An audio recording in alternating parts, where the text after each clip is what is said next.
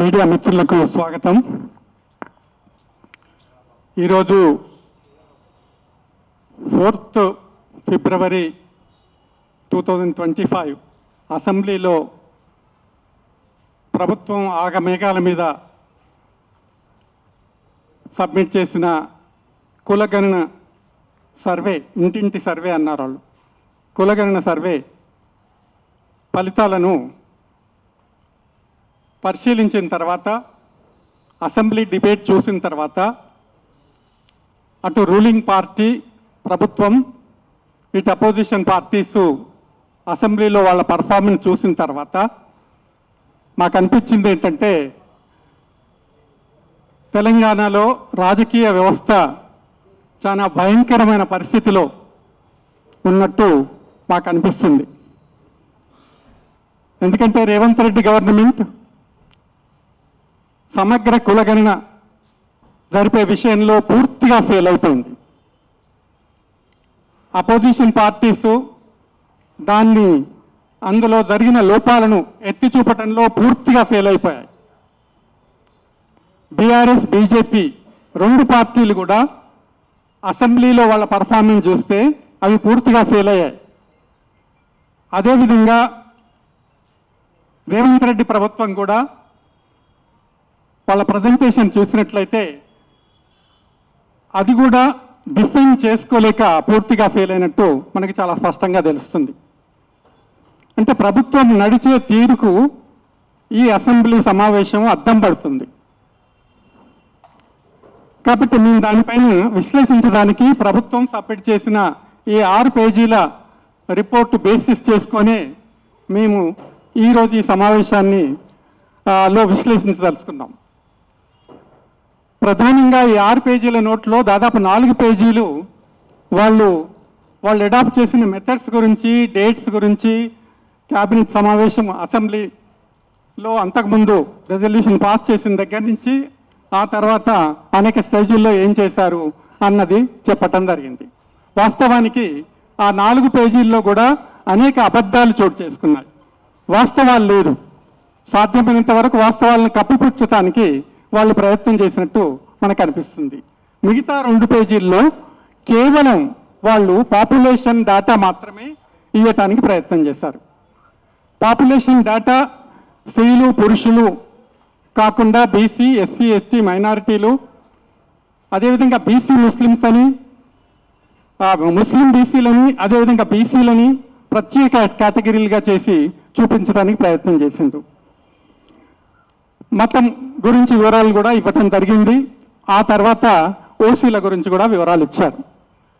వీటన్నిటిని పరిశీలించి చూసినట్లయితే ప్రభుత్వం ఎంత హ్యాపజార్డ్గా డేటా కలెక్షన్ దగ్గర నుంచి, డేటా టాబులేషన్ దగ్గర నుంచి, డేటా అనాలిసిస్ వరకు, ఆ తర్వాత మధ్యలో డేటా కలెక్షన్లో వివిధ స్టేజీలలో ఈ రాష్ట్రంలో ఉన్న అన్ని కుటుంబాలను సర్వే చేస్తామని చెప్పి అనేక కుటుంబాలను వాళ్ళు సర్వే చేయకుండానే సర్వే చేసినట్లు ప్రకటించడం అనేది చాలా దుర్మార్గమైన విషయం. ఇందులో ప్రధానంగా వాళ్ళు చెప్పిన దాన్ని బట్టి 3.1% కుటుంబాలను మాత్రమే మేము సర్వే చేయలేదు, మిగతా అన్నీ చేయటం జరిగింది అని చెప్పటం జరిగింది. కాబట్టి దీన్ని బట్టి చూస్తే మనకు అనిపించేది ఏంటంటే, ప్రభుత్వాలు ఏ విధంగా ప్రజలను తప్పుదోవ పట్టించడానికి, ఈ తెలంగాణ సమాజాన్ని పట్టించడానికి, బీసీలను తప్పుదోవ పట్టించడానికి, బీసీలకు దుర్మార్గంగా అన్యాయాలు చేయడానికి ఏ విధంగా కుట్ర పన్నిందో అనేది మనకు చాలా స్పష్టంగా దీన్ని బట్టి తెలుస్తుంది.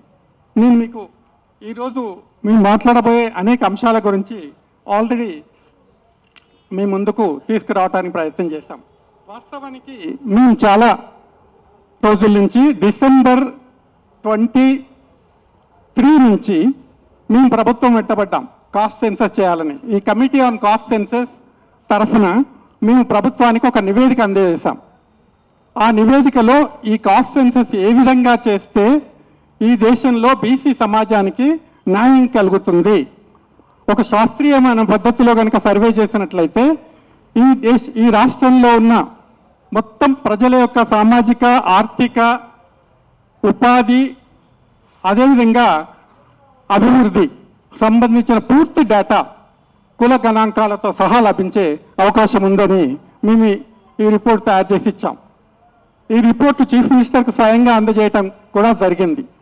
అదేవిధంగా ప్రభుత్వ అధినేతలకు అందరికీ ఇవ్వటం జరిగింది. ఆ తర్వాత మేము చాలా స్టేజెస్లో మేము దాన్ని ఫాలో అవుతూ వచ్చాం. బీహార్ నుంచి కన్సర్న్ ప్రిన్సిపల్ సెక్రటరీ ఇక్కడికి వచ్చి సర్వే ఏ విధంగా అక్కడ చేశారో సక్సెస్ఫుల్గా ఎక్స్ప్లెయిన్ చేయటం జరిగింది. డిఫరెంట్ స్టేజెస్లో ప్రభుత్వము చీఫ్ మినిస్టర్తో సహా ఎలాంటి చర్యలు తీసుకున్నారు, ఎలా మానిటరింగ్ చేశారు, ఎలా మధ్యలో వచ్చిన అనేక ప్రాబ్లమ్స్ను ఏ విధంగా సాల్వ్ చేశారు, ఇవన్నీ కూడా అందులో చాలా స్పష్టంగా అతను ఎక్స్ప్లెయిన్ చేయడం జరిగింది. కాబట్టి ఆ chief minister Bihar chief minister Nitish Kumar దాదాపు 100 సమావేశాలకు పైగా ఏర్పాటు చేసి ప్రతి ఇష్యూను రిజాల్వ్ చేయడానికి ప్రయత్నం చేశారు. మధ్యలో బీజేపీ గవర్నమెంట్ కోర్టుకు వెళ్ళి దాన్ని వ్యతిరేకంగా దాన్ని పబ్లిష్ చేయడానికి వీలు లేకుండా, సర్వే చేయడానికి వీలు లేకుండా చేసినప్పటికీ కూడా వాళ్ళు అనేక మంది లాయర్స్ను అపాయింట్ చేసి సుప్రీంకోర్టులో కూడా చివరికి ఈ సర్వే అనేది పటిష్టవంతంగా జరిగింది అని చెప్పించుకోవటం జరిగి సర్వేను కొనసాగించాల్సిందిగా, రిపోర్ట్స్ను పబ్లిష్ చేయాల్సిందిగా చెప్పటం కూడా జరిగింది. ఆ తర్వాత ఇమ్మీడియట్గా ప్రభుత్వం యాక్షన్ ప్లాన్ కూడా ప్రకటించటం, అదేవిధంగా ఉద్యోగాల నోటిఫికేషన్ ఇవ్వటం, రిజర్వేషన్స్ ఇవ్వటం, దాదాపు 69% రిజర్వేషన్లను బీహార్లో మొట్టమొదటిసారిగా బీసీలకు పెద్ద సంఖ్యలో అవకాశాలు 1,50,000కు పైగా ఉద్యోగాలను పూర్తి రిజర్వేషన్తో ఇవ్వటం జరిగింది. చాలా సక్సెస్ఫుల్. ఆ తర్వాత ప్రభుత్వం మళ్ళీ సుప్రీంకోర్టుకు పోయింది. దానిలో బీజేపీ గవర్నమెంట్ కూడా దానికి వ్యతిరేకంగా సుప్రీంకోర్టు పోయింది. దాన్ని ఆపడానికి ప్రయత్నం చేసింది. ఆ చేసిన చట్టాన్ని కొట్టివేసిన ఆ అపాయింట్మెంట్స్ మాత్రం అదేవిధంగా కొనసాగుతూ వచ్చాయి. ఫైనల్ జడ్జిమెంట్స్ ఇంకా రాలేదు. ఈ పరిస్థితులలో బీహార్ తరహా మన తెలంగాణలో కూడా చేయాలని ప్రభుత్వానికి చెప్పడం జరిగింది. దానికి సంపూర్ణంగా అంగీకరించడం కూడా జరిగింది. ఈ లోపల ప్రభుత్వం సమాజంలో కన్ఫ్యూజన్ క్రియేట్ చేయడానికి అప్పటి నుంచే ప్రయత్నం చేసింది. బీసీ కమిషన్ చేస్తుంది అని ముందు ప్రకటించడం జరిగింది. ఆ తర్వాత బీసీ కమిషన్ కాదు, ప్లానింగ్ డిపార్ట్మెంట్తో చేయిస్తామని ఒకప్పుడు ప్రకటన చేయటం జరిగింది. అది కాదు, లోకల్ బాడీస్లో రిజర్వేషన్స్ కావాలంటే తప్పనిసరిగా డెడికేటెడ్ కమిషన్ వేయాలని మా రిపోర్ట్లో మేము ఇచ్చిన అది ప్రభుత్వం పెడచెవిన పెట్టి దాదాపు చీఫ్ మినిస్టర్కున్న ఇక్కడ కాస్ట్ కూడా తీసుకోవాల్సిన పరిస్థితి మాకు ఏర్పడుతుంది.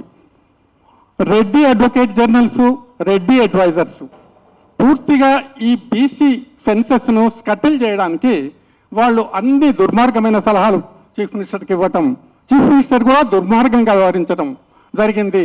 చివరికి డెడికేటెడ్ కమిషన్ లేకుండానే మేము దీన్ని సర్వే చేయిస్తామని చెప్పడం జరిగింది. సుప్రీంకోర్టు జడ్జిమెంట్ ఉన్న డెడికేటెడ్ కమిషన్ లేకుండానే చివరికి హైకోర్టు మొట్టికాయలు వేసిన తర్వాత తప్పనిసరి పరిస్థితులలో మళ్ళీ దాన్ని కూడా ఛాలెంజ్ చేద్దామని ప్రయత్నం చేశారు.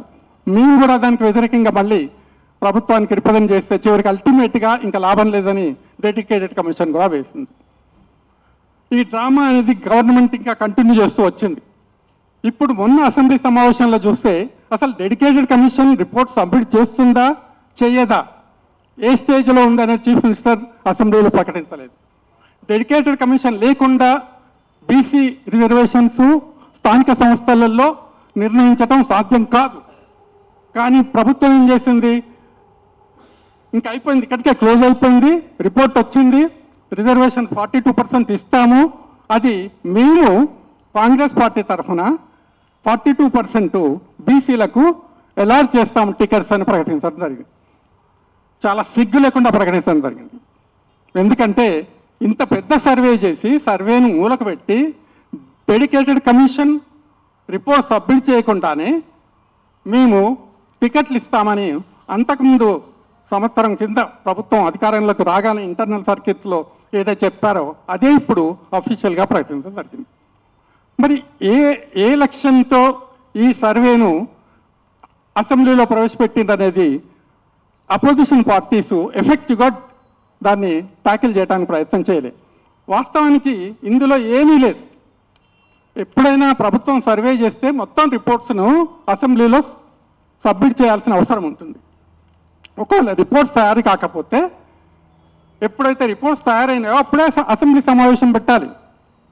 కానీ ఆ విధంగా పెట్టకుండా మొత్తం డేటాను సప్రెస్ చేసి, ఇంటింటి సర్వే మాత్రమే కాదు ఇది, సామాజిక, ఆర్థిక, రాజకీయ అభివృద్ధి, ఉపాధి ఫలాలు ఏ విధంగా ఈ వర్గాలకు దక్కాయి అనేది డీటెయిల్స్తో సహా ప్రకటించాల్సిన అవసరం ఉండే.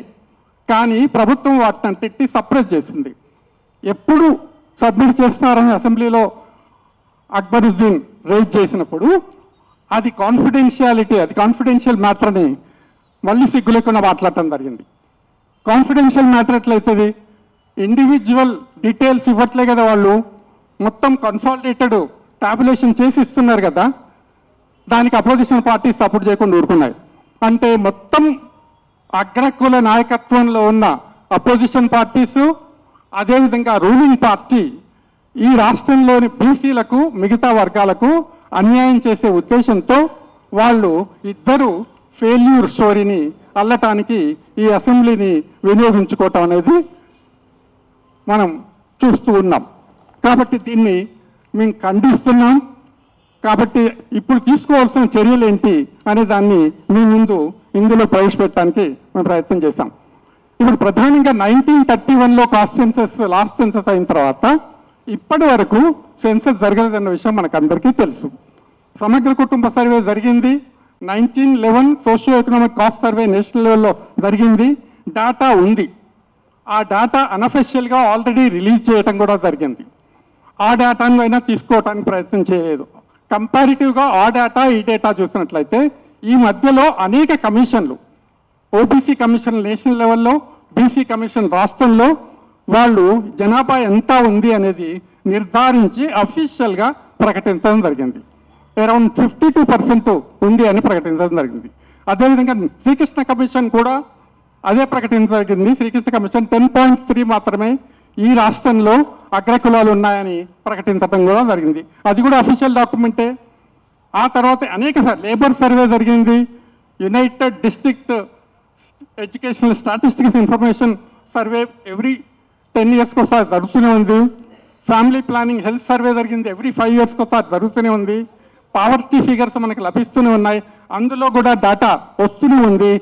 వీటన్నిటినీ కంపేర్ చేసి, కంపైల్ చేసి, వెరిఫై చేసి, ఇప్పుడు వచ్చిన రిజల్ట్స్తో కంపేర్ చేసి ఎంత ఉంది అనేది ఈజీగా ఎవరైనా ఒక 10th క్లాస్ స్టూడెంట్ కూడా మ్యాథమెటిక్స్ చదివి ఉన్నట్లయితే అతను చెప్పగలిగే స్థితిలో ఉండేది. కాబట్టి ప్రభుత్వాలు ఇవేవి పాటించడానికి ప్రయత్నం చేయలేదు. ఎక్కడ కూడా నిపుణులను ఇందులో ఇన్వాల్వ్ చేయడానికి ప్రయత్నం చేయలేదు. నిపుణులు లేకుండా ఏ సర్వే జరగదు. స్టాటిస్టిషియన్స్ ఉండాలి, అదేవిధంగా సోషల్ సైంటిస్టులు ఉండాలి, అదేవిధంగా లీగల్ ఎక్స్పర్ట్స్ ఉండాలి, ఇంకా అనేక మంది నిపుణులు ఉండాలి. కానీ ఎక్కడ కూడా ఇన్వాల్వ్ చేయడానికి ఒక మానిటరింగ్ కమిటీయే లేదు, అసలు సూపర్విజనే లేదు. అసలు ఎవరు చూస్తున్నారో విషయం సమాజానికి తెలియదు. ప్లానింగ్ డిపార్ట్మెంట్ అంటాడు, ఆ సందీప్ సుల్తానియా ఎవరికి దొరకడు, ఎక్కడ మీటింగ్లో, అఫీషియల్ మీటింగ్లో కూడా పాల్గొనలేదు. Planning commission planning department principal secretary caste census మీద జరిగిన అఫీషియల్ మీటింగ్స్లో కూడా అతను పాల్గొనలేదు. దానికి మేమే సాక్ష్యం. అతను లేకుండానే మీటింగ్స్ జరిగాయి. కాబట్టి ఇవన్నీ అంటే ఎక్కడా కూడా అంత ఇర్రెస్పాన్సిబిలిటీ టోటల్ ఆల్ లెవెల్స్ ప్రభుత్వం అదే చేసింది. కాబట్టి ఆ విధంగా కొనసాగించి అల్టిమేట్గా ఈ క్వశ్చనర్ తయారు చేసి వాటిని నింపించడం జరిగింది. ట్రైనింగ్ అనేది ప్రాపర్గా ఇవ్వలేదు, ఇన్స్ట్రక్షన్ ప్రాపర్గా ఇవ్వలేదు, సూపర్విజన్ లేదు, మానిటరింగ్ లేదు. ఒకవేళ ఎవరైనా కంప్లైంట్ చేయాల్స్తే ఎవరికి కంప్లైంట్ చేయాలో లేదు, ఎవరిని అప్రోచ్ చేయాలో లేదు. ఆ తర్వాత ఎక్కడ కూడా ఇది హెల్ప్ లైన్స్ అనేవి కంటిన్యూస్గా 24 hours పెట్టడానికి ప్రయత్నం. మీరు బీహార్ కనుక చూసినట్లయితే, ఈవెన్ ఆంధ్రాలో జరిగిన సర్వే, కర్ణాటకలో జరిగిన సర్వే చూసినట్లయితే అక్కడ ఏం జరిగింది? అక్కడ ఒక యాప్ తయారు చేశారు. మిస్ అయిన వాళ్ళందరినీ ఒకవేళ ఎక్కడ మిస్ అయినా అక్కడ యాప్ అన్నా నింపడానికి ప్రయత్నం చేసుకోవచ్చు. ఈ సేవా కేంద్రాల్లో, మీ సేవా కేంద్రాల్లో చేసుకోవచ్చు. అది కాకుండా చాలా ప్రభుత్వ ఆఫీసులలో వాళ్ళు మిస్ అయిన వాళ్ళందరూ స్వయంగా వెళ్ళి నింపుకోవటానికి అవకాశం కల్పించింది.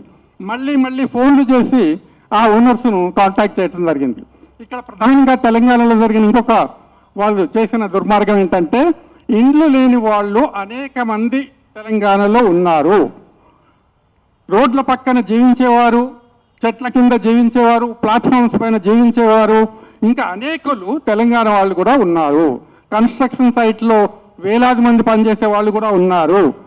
వేలాది మంది మైగ్రెంట్స్ బీహార్ నుంచి, యూపీ నుంచి, ఒరిస్సా నుంచి, రాష్ట్రాల నుంచి వచ్చిన వాళ్ళు కూడా ఉన్నారు. వాళ్ళందరినీ కూడా చేస్తామని చెప్పింది. ఎవరు ఇది రాష్ట్రానికి వస్తున్నారు, ఎవరు బయటికి పోతున్నారు, వాళ్ళ సోషల్ బ్యాక్గ్రౌండ్ ఏంటి, ఇవన్నీ కూడా చేస్తామని చెప్పింది. కానీ ఎవరిని కూడా చేయలేదు. వాళ్ళ డీటెయిల్స్ ఇప్పుడు తెలియనిదే లేదు. వాళ్ళు ఏం చేశారో మనకు తెలియదు. కాబట్టి ఇంత దుర్భరమైన పరిస్థితిని క్రియేట్ చేసి క్షేత్రస్థాయిలో జరిగే అవకతవకలను సవరించడానికి ఎట్టి పరిస్థితుల్లో కూడా ప్రభుత్వాలు ఎలాంటి ప్రయత్నం కూడా చేయలేదు. కాబట్టి డేటా వచ్చిన తర్వాత కనీసం వెరిఫై చేయలేదు. మళ్ళీ రీటెస్టింగ్ చేస్తారు. ఎక్కడైనా కూడా ఎక్కడ రీటెస్టింగ్ చేయలేదు, శాంపుల్గా రీటెస్టింగ్ చేయలేదు. ఇప్పుడు ప్రభుత్వం రాలేదని చెప్తున్నారు కదా, చాలా కంప్లైంట్స్ వచ్చాయి. అసలు చాలామంది చాలా కాలనీస్లో, హైదరాబాద్లో, వరంగల్లో, ఇంకా సిటీలలో చాలా కాలనీస్లో అసలు ప్రజలు దగ్గరికి రానేలేదు. హై రైజ్ అపార్ట్మెంట్స్లో కొన్ని మాత్రమే నింపించడం జరిగింది, చాలా వదిలిపెట్టడం జరిగింది. ఇంకా ఈ విధంగా అనేక అవకతవకలు జరిగిన ప్రభుత్వము మళ్ళీ వాళ్ళ దగ్గర నుంచి డేటా కలెక్ట్ చేయడానికి ఎటువంటి ప్రయత్నం కూడా చేయలేదు అన్నది గమనించాల్సి ఉంటుంది. ఆ తర్వాత ఇవన్నీ చూస్తే మనకు అనిపించేది ఏంటంటే, మొదటి నుంచి ప్రభుత్వానికి సెన్సస్ విషయంలో, అంటే సర్వే విషయంలో అసలు ఏమాత్రం చిత్తశుద్ధి లేదు. దీన్ని ఏదో కంటి తుడుపు చర్యగా రాహుల్ గాంధీ అక్కడ మాట్లాడుతున్నాడు కాబట్టి కంటి తుడుపు చర్యగా తీసుకోవాల్సిన పరిస్థితి వచ్చింది. ఎందుకంటే ఫిబ్రవరిలో అసెంబ్లీలో పాస్ అయిన తర్వాత దాదాపు 6 నెలలు దాని గురించి మర్చిపోయారు. అసలు మళ్ళీ అందరూ వెంట పడితే మళ్ళీ స్టార్ట్ చేశారు. రాహుల్ గాంధీ వెంట పడితే స్టార్ట్ చేశారు.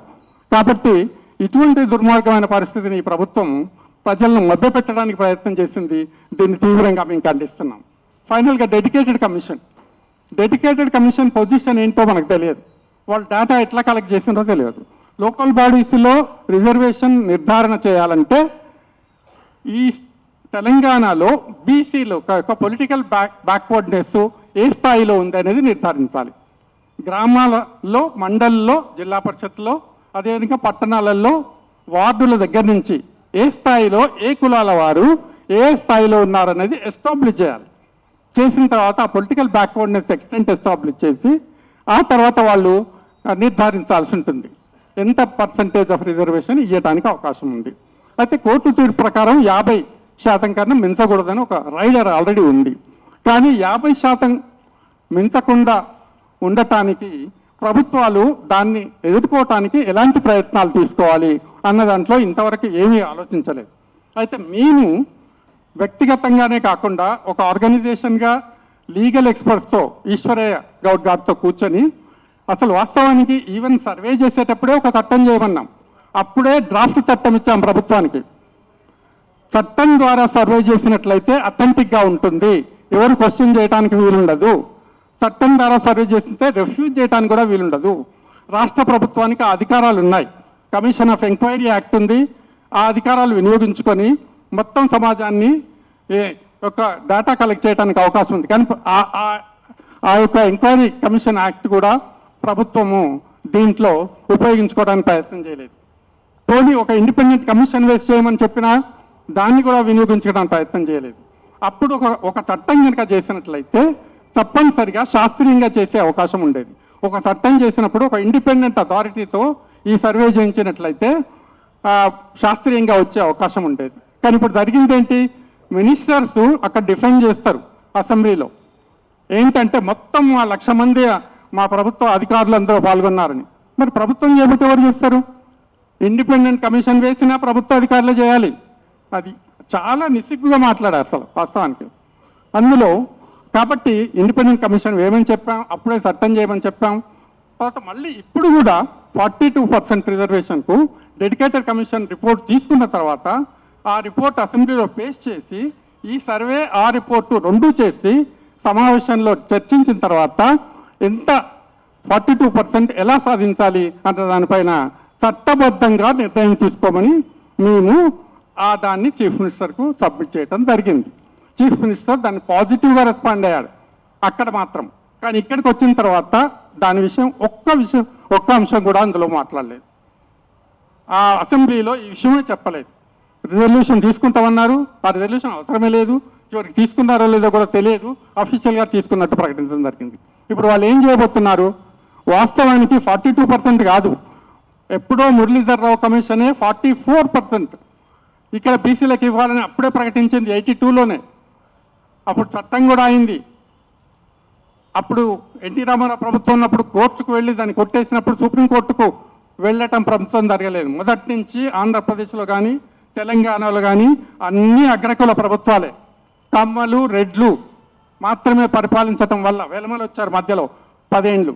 వీళ్ళు ముగ్గురు కూడా రిజర్వేషన్స్ని ఏ విధంగా బీసీలకు లేకుండా చేయాలో అన్నది సర్వ విధాలుగా ప్రయత్నాలు చేశారు. తప్పనిసరి పరిస్థితుల్లో కొన్ని రిజర్వేషన్ ఇవ్వాల్సిన పరిస్థితి కాబట్టి సర్వ విధాలుగా ప్రయత్నం చేసినలో భాగంగానే అప్పుడు 44% కనుక సుప్రీంకోర్టులో ఛాలెంజ్ చేస్తే అసలు ఈ 50% క్యాప్ లేకుండా అప్పుడే జరిగేది. కాబట్టి మేము ప్రభుత్వానికి సూచించేది ఏంటంటే ఇమ్మీడియట్గా ఎక్కడైతే జరగలేదు ఇప్పటికైనా ఒక కమిషన్ వేయాలి, లేదా ఒక ఎక్స్పర్ట్ కమిటీ వేయాలి. ఆ కమిటీకి మొత్తం డేటా సబ్మిట్ చేయాలి. వాళ్ళు డేటా వెరిఫై చేస్తారు. వెరిఫై చేసిన తర్వాత మళ్ళీ కవర్ కాని వాళ్ళని ఎట్లా కవర్ చేయాలో వాళ్ళు సూచిస్తారు. అంతేకాకుండా కవర్ అయిన వాళ్ళను కొన్ని చోట్ల శాంపుల్ రీటెస్ట్ చేసే అవకాశం ఉంది. డేటా యొక్క అథెంటిసిటీ ఎస్టాబ్లిష్ చేయడానికి సైంటిఫిక్గా తీసుకోవాల్సిన చర్యలన్నీ వాళ్ళు తీసుకోవడానికి అవకాశం ఉంది. ఒకవేళ ప్రభుత్వానికి చిత్తశుద్ధి ఉంటే, ప్రభుత్వం కనుక నిజంగా ఇక్కడ ఈ రాష్ట్రంలో బీసీలకు న్యాయం చేయాలనుకుంటే వాళ్ళు ఈ చర్యలు ఇమ్మీడియట్గా తీసుకోవాలి. తీసుకున్నప్పుడు మాత్రమే ప్రభుత్వానిపైన మాకు నమ్మకం కలుగుతుంది, బీసీలకు నమ్మకం కలుగుతుంది. ఇప్పుడు తీన్మార్ మల్లన్న దీన్ని కాల్ చేశాడంటే, కాల్ చేయకపోతే ఏం చేస్తాడు? రాజకీయంగా ఆలోచించే వాళ్ళు కాల్ చేస్తారు.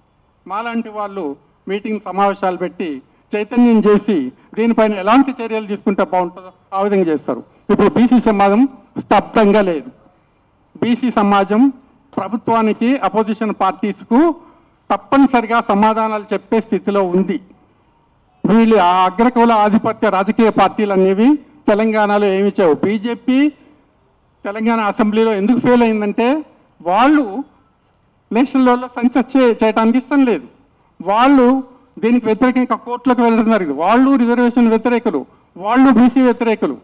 కానీ ఏదో రాజకీయంగా బీసీల ఓట్లు ఉపయోగించుకొని అధికారంలోకి రావాలని చూస్తారు. వీళ్ళు అంతే. బీఆర్ఎస్ కూడా విధ్వంసం చేసింది తెలంగాణను, అన్ని స్థాయిలలో విధ్వంసం చేసింది, వ్యవస్థలన్నింటినీ విధ్వంసం చేసింది, కరప్ట్ సిస్టాన్ని ఎవాల్వ్ చేసింది, ఆఫీసర్స్ అన్నీ కరప్ట్ అయ్యారు. కాబట్టి ప్రతిదీ ప్రజలకు వ్యతిరేకంగా నిర్ణయాలు తీసుకోవడంలో వాళ్ళు ముందు వరుసలో ఉండటం జరిగింది. కాబట్టి మిత్రులారా, ఇప్పుడు చెప్పేది ఏంటంటే మేము దీంట్లో కొన్ని డీటెయిల్స్ ఇవ్వటం జరిగింది. దీన్ని మేము కంటిన్యూస్గా ప్రభుత్వం వెంటబడతాం. కంటిన్యూస్గా దీనిపైన చర్యలు తీసుకోవడానికి మేము సజెస్ట్ చేసిన చర్యలు తీసుకోవాలని చెప్పాం. ఈశ్వరయ్య గారు దాని తర్వాత చంద్రకుమార్ జడ్జిలు, అనేక లీగల్ ఫీల్డ్లో ఉన్న వాళ్ళందరూ కూడా దీనికి ముందుకు వస్తున్నారు. మేము ఏ విధంగా ఛాలెంజ్ చేయాలనేది ప్రజల దృష్టికి తీసుకెళ్ళడానికి మేము ప్రయత్నం చేస్తాం. కాబట్టి మీ ద్వారా ఈ అంశాలను దయచేసి మెజారిటీ ప్రజలైన ఈ మార్జినలైజ్డ్ మెజారిటీ పిలువబడే బీసీలకు మీ ద్వారా న్యాయం కలుగుతుందని మేము సంపూర్ణంగా విశ్వసిస్తున్నాం. కాబట్టి మీ ముందుకు వచ్చి మాట్లాడుతున్నాము. Thank you very much. మా మిత్రులు మిగతా వాళ్ళు మాట్లాడతారు. ప్రొఫెసర్ సింహాద్రి గారు.